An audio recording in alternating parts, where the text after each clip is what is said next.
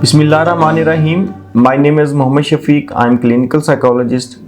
आज की इस वीडियो में हम डिस्कस करेंगे जो कि बड़ी इंपॉर्टेंट वीडियो है, और वो है कि वालिदैन कैसे अपने बच्चों को नशे से बचा सकते हैं। मैं हाल ही में मैंने कुछ ऐसे केसेस देखे हैं नौजवानों पे जो बच्चों के ऊपर हैं स्पेशली, और मैं समझता था कि मैं चाहता हूँ कि हम इसके ऊपर हम बात करें, क्योंकि जो उसमें इस एज ग्रुप में स्पेशली स्कूल और कॉलेज गोइंग बच्चे हैं जो टीन एजर्स हैं, और उनके अंदर ये केसेस मैंने बहुत ज़्यादा देखे इन दिनों में हाल ही में। मैं चाहता हूँ कि हम इस पे बात करें। तो मैं देख रहा हूँ कि जो ये बच्चे हैं ये इसको एडोलेसेंस एज कहते हैं, जब बच्चों 13 से 19 ईयर्स एज में चले जाते हैं जिसको एडोलेसेंस एज कहते हैं। और इस एज में बच्चों के अंदर एक ऐसी डिसीजन मेकिंग अपनी सेल्फ जो है वो डेवलप होती है। वो चाहता है कि वो अपने फैसले खुद करे, वो अपनी ज़िंदगी अपनी मर्ज़ी से गुजारे, उसको कोई रोकने वाला ना हो। और फिर वो जब स्कूल स्टार्ट करता है तो वहाँ पे भी उनके दोस्त, उनके पेयर ग्रुप ऐसे होते हैं कि वो बहुत ज़्यादा उनके मुतासर होते हैं, उनसे इन्फ्लुएंस के उनके इन्फ्लुएंस में आते हैं, और वो बहुत ज़्यादा वल्नरेबल हो जाते हैं ऐसे बच्चे। क्योंकि फर्स्ट ईयर से लेके 12 ईयर तक जो वालिदैन हैं वो अपने बच्चों को बहुत ज़्यादा प्रोटेक्ट करते हैं, बहुत ज़्यादा उनकी डिमांड्स पूरी कर रहे होते हैं। तो जब बच्चा स्कूल गोइंग या कॉलेज गोइंग होता है तो वहाँ पे उनका जो माहौल है वो टोटली डिफरेंट माहौल में चले जाती हैं, उनको पेयर ग्रुप ऐसा मिलता है। तो इस वजह से बच्चे के अंदर ये एक वल्नरेबल है, उसको एक एज कहते हैं, और एट रिस्क एज कहते हैं। उसमें बच्चे के बनने और संवरने और ख़राब होने के चांसेस बहुत ज़्यादा होते हैं।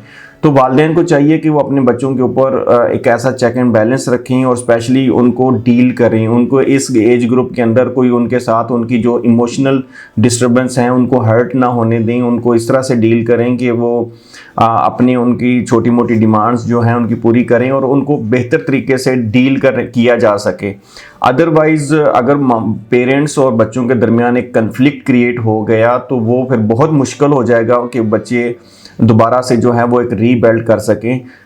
क्योंकि वो बाहर दोस्तों के साथ जब चले जाती हैं तो उनकी बातों में बहुत जल्दी वो उनकी बातों में आते हैं, और वो अपने घर के माहौल से वो घुटन महसूस करते हैं, और वो बागी बनने की कोशिश करते हैं। तो पेरेंट्स को चाहिए कि वो उनके ऊपर एक ऐसा चेक एंड बैलेंस रखें और इस तरह से उनको डील करें कि बच्चों को वो बेहतर तरीके से गाइड करके एक ऐसा समझा के उनको मतलब इस तरह से करें। उनके ऊपर इस तरह से पाबंदियां लगाने से कुछ भी नहीं फ़र्क पड़ेगा, क्योंकि पाबंदियां लगाएंगे तो वो फिर भी कहीं ना कहीं बागी होने की कोशिश करेगा, और इस तरह से वो घर के माहौल से निकलने की कोशिश करेगा। तो वालिदैन को चाहिए कि वो इस तरह से अपना एक ऐसा घर का इन्वायरमेंट बनाएं कि बच्चे जो हैं वो बाहर के माहौल में इतना ज़्यादा कंफर्टेबल ना महसूस करें, अपने घर के माहौल में भी वो अच्छे तरीके से रहें, उनकी छोटी छोटी बातों को सुना जाए और अंडरस्टैंड किया जाए। बाज़ औक़ात होता यह है कि पेरेंट्स बच्चों की बातों को इग्नोर कर देते हैं या टाइम नहीं दे पाते प्रॉपर। तो बच्चों की बातों को सुनना चाहिए, उनको देखना चाहिए और उनको टाइम देना चाहिए।